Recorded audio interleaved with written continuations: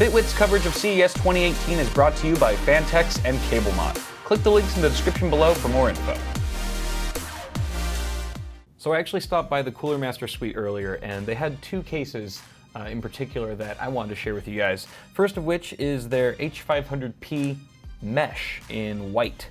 By the name, you can probably tell that they've swapped out the acrylic front panel for a full mesh panel, which is awesome. It's actually also got a built-in dust filter, so the only problem with that I could see is that the dust would accumulate on the outside of your case, and so it might prompt you to clean it more often because it might look nasty. But overall, you should be getting nearly unimpeded airflow with this new design.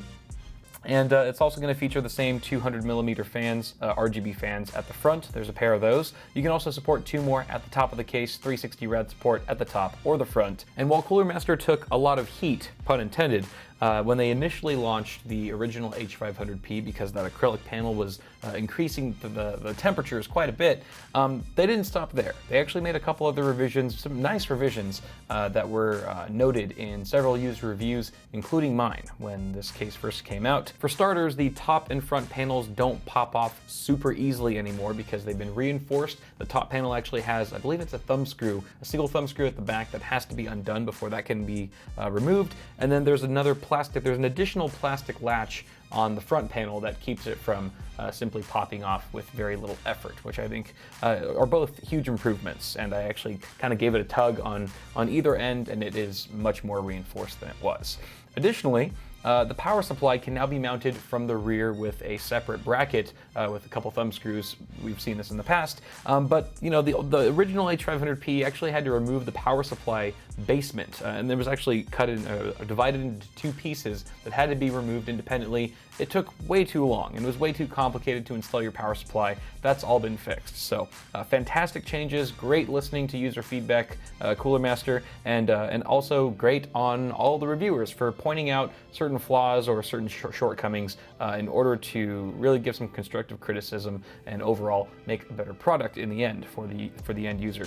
Also, we've got the same price. This is going to be the same cost, same price up front as the H500P, the original version, at $149 US. So that's nice. They didn't try to inflate the prices for a bunch of features that should have been there in the first place. So it was good on them for that. The H500M is the other case you guys might be interested in. Uses a very similar design language as the H500P, but it's got two 200mm addressable RGB fans at the front. On top of all that, Cooler Master has been working on their in-house software to fully integrate with Philips Hue and other third-party RGB devices that are supported. The way this works is that those devices and any other RGB elements inside of your case can dynamically sync up with whatever colors are on your display.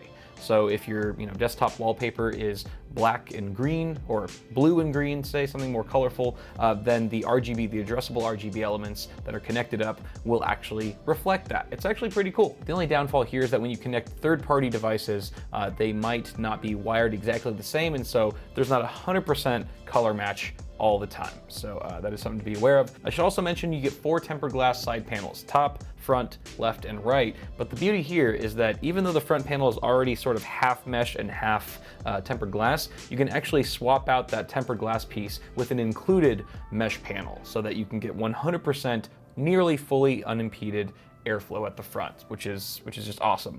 360 rad support once again at the top and the front, just like the original H500P. And we also get front panel USB Type-C, 1 port there, 4 USB 3.0 ports, and your audio jacks. Now we do get a windowed power supply shroud that is illuminated. Of course, you could disable that LED or just simply not plug it in, but what do you guys think here?